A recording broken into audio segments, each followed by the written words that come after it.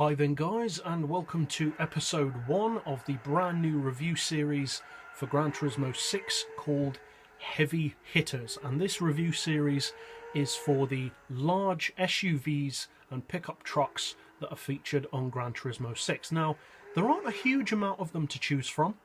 This is only going to be a 15-part series featuring, obviously, the 15 top trucks. There are a couple of vehicles which you could include in this category, which I've chosen not to, such as the small Pontiac 4x4, because really it's front-wheel drive and it's not really a proper SUV, it's more a jacked-up hatchback. And I wanted this series to be for the pure, proper SUVs and trucks. So for episode 1, as you can see, we're starting with an iconic truck, hugely popular, great sleeper car in real life. It's the Ford SVT F-150 Lightning. This is a rear-wheel drive truck, so it has different handling characteristics to an all-wheel drive vehicle, obviously.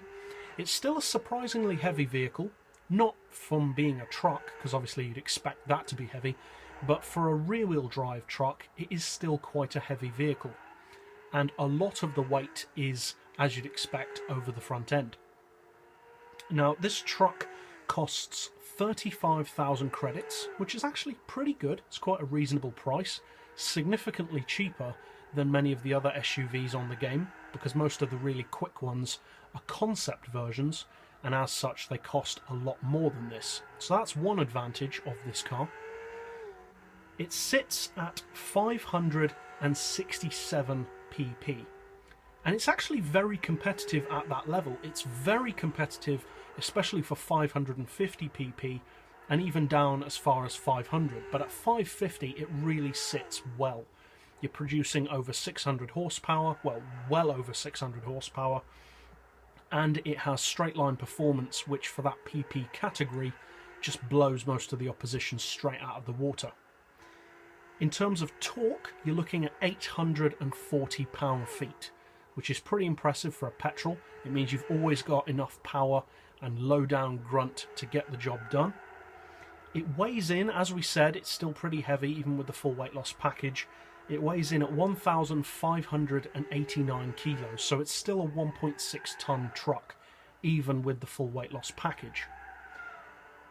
But it still manages to produce, thanks to its power of 796 horsepower, fully tuned, to have a power-to-weight ratio of 501 horsepower per tonne, which for a truck, especially a truck that's still heavy, that's a pretty impressive power-to-weight ratio. But what's it like to drive? Well, it's interesting. It has a unique handling style when compared to the all-wheel drive trucks. Personally, a couple of the trucks on the game have a suspension characteristic that I personally don't like. Obviously, this is down to personal preference, but many of the trucks, including this truck and the Dodge Ram, have a lower front end in relation to the back in terms of suspension height. And I dislike that for two reasons. One, I think it looks dumb, because it's not a hot rod, it's a truck. And the second reason is because it makes the weight balance of the truck wrong for track use. And the reason why it does that is because under braking, all of the weight is shifted to the front of the vehicle, just like when accelerating, all the weight shifts to the back of the vehicle. Now, when that happens, especially under braking, there's already more weight over the front of the car, which means that the rear wheels, which, if you'll remember, are the only wheels that are being driven in the case of this truck, have not got lots of weight grounding them. And by having the rear suspension higher than the front, you're increasing that effect, especially under braking. So basically what I mean by that is, when you brake, the back end obviously lifts, as it would with any vehicle, but because the front wheels are not being driven to make up for that, it means that you lose traction and start to wheel spin, and the wheels just aren't getting the proper purchase on the road. Which means that on certain tracks where it's a lot of start-stop kind of braking, such as the Nürburgring Ring, you are at a disadvantage, especially against all-wheel drive trucks that have more weight over the rear end. So how can you counteract that? because it could potentially make it an inferior track machine.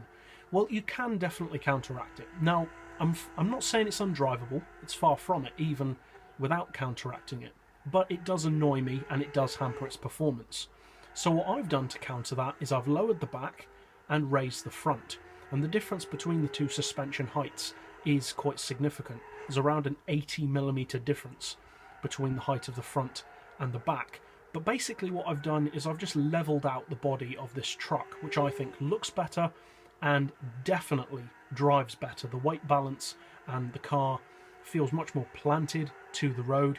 Weight balance feels far better. It feels like it has more grip, because it does have more grip, and it feels much more stable under braking. Because commonly in trucks that are rear-wheel drive with little weight over the rear end, when you stomp on the brakes, you can sometimes feel the back end trying to swing around. And that's because of what we just mentioned, to do with the weight distribution and the angle of suspension. But by leveling it out, as I have done with this truck, it does eliminate that. It feels much better, much more stable, and you can really use then the rear-wheel drive handling to your advantage, because although obviously with rear-wheel drive it's not as quick off the line as some of the other trucks, rear-wheel drive does present its own unique advantages, such as a lack of understeer. This truck has a much better turn-in than many of the other all-wheel drive trucks, such as the Range Stormer or the Dodge Ram. Those vehicles do have very heavy steering, and although they're not bad to drive, this truck definitely handles better around the track, which is impressive considering that it is still heavier than many of the other trucks. Now, as I said, it's the most competitive around 550 pp, and surprisingly for a truck, it actually makes a superb technical track car. For tracks such as the Nürburgring, it's extremely good, because it has surprisingly good handling, it's very easy and very fun to drive. It's not ridiculously big, it's almost 7 feet wide and just over 17 feet long, so it's big, but it's not ridiculously big. And the camera angle when driving it is pretty good, so you can see where you're going quite easily. And it actually makes a really, really good track car. Couple that with the fact that it only costs 35 grand, and it's a pretty good deal. It's also a bit of a sleeper, because although most people who play the game have used this truck at least at some point, most people don't realise just what it's capable of. Now obviously trucks do require different driving techniques and driving styles to other vehicles, but if you do choose to try and master them, which I personally did, and I now love racing trucks, they do offer surprising amounts of competitiveness on the track. So that's it for episode 1 of Heavy Hitters. I hope you guys found this helpful, and that's it for this episode. So I'll see you guys next time, and as always, thanks for watching.